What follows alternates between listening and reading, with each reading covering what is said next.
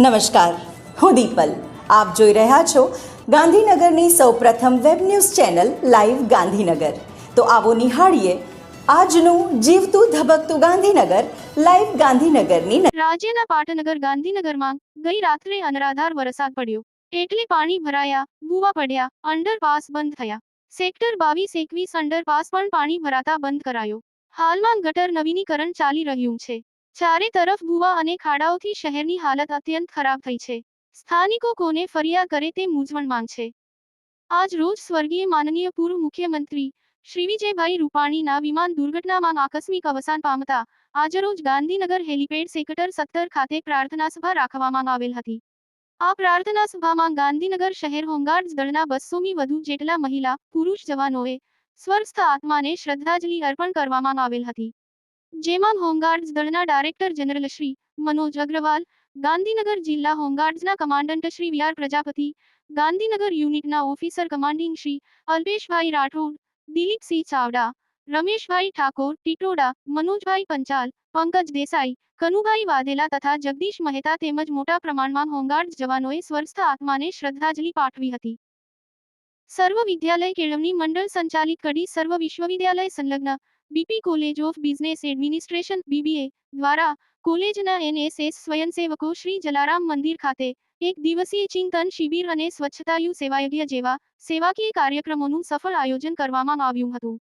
કાર્યક્રમનું સંકલન કોલેજના ઉપાચાર્ય ડોક્ટર જયેશ તન્ના દ્વારા કરવામાં આવ્યું હતું. જલારામ મંદિર ટ્રસ્ટના પ્રમુખ શ્રી અરવિંદભાઈનો સમગ્ર કાર્યક્રમમાં સહયોગ સાંપડ્યો હતો અને તેઓએ તેમજ સમગ્ર મંદિર ટ્રસ્ટ પરિવાર દ્વારા ખૂબ સુંદર આયોજન કર્યું હતું. આ કાર્યક્રમમાં કુલ 110 એનએસએસ સ્વયંસેવકોએ ઉત્સાહપૂર્વક ભાગ લીધો હતો. એમાંથી 57 એનએસએસ સ્વયંસેવકોએ સ્વચ્છતા અભિયાનમાં ખાસ ભાગ લીધો. સ્વયંસેવકોએ મંદિર પરિસર અને આજુબાજુના વિસ્તારોમાં સફાઈ કરી પ્લાસ્ટિક, સૂકો તથા ભીનો કચરો અલગ ભેગો કરીને કચરાપેટીમાં વિસ્થાપિત કર્યો. વિદ્યાર્થીઓએ સ્વચ્છ ભારત શ્રેષ્ઠ ભારત ના સંકલ્પ સાથે જનજાગૃતિ ફેલાવવાનો નિર્ણય કર્યો અને જાહેર સ્થળો પર પણ સ્વચ્છતા જાળવવા લોકોમાં જાગૃતિ લાવવાની જવાબદારી નિભાવી. આ એક દિવસીય ચિક્કાર શિબિરના વિવિધ સત્રોમાં શિક્ષણ, સંસ્કાર અને સેવા ક્ષેત્રે આવકારજનક પ્રવૃત્તિઓનું આયોજન થયું.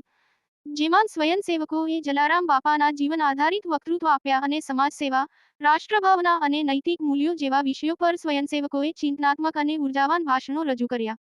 સાથે સાથે છોકરીઓના જૂથને બૌદ્ધિક રમત દ્વારા પોતાની બુદ્ધિમત્તા અને ટીમ વર્ક દર્શાવ્યું. જ્યારે ભાઈઓએ સફાઈ અભિયાનમાં યોગદાન આપ્યું.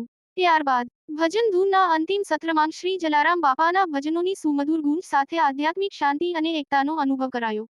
કોલેજના આચાર્ય ડોક્ટર રમાકાંત પૃષ્ટિના માર્ગદર્શન હેઠળ ઉપાચાર્ય ડોક્ટર જયેશ તન્ના, યુનિવર્સિટીના NSS program coordinator Dharmendrasinh Rathod અને ડોક્ટર આશીષ ભુવા દ્વારા સમગ્ર કાર્યક્રમ સફળતાપૂર્વક પૂર્ણ થયો. તો દર્શક મિત્રો, આપે અનુભવ્યો ગાંધીનગરનો ધબકાર. આપની આસપાસ બનતી આવી જ ઘટનાઓની જાણકારી અમારા સુધી પહોંચાડવા માટે સ્ક્રીન પર દર્શાવેલ નંબર પર વોટ્સએપ દ્વારા અથવા ઈમેલ આઈડી પર મેલ કરીને આપ અમારો સંપર્ક કરી શકો છો. ધન્યવાદ.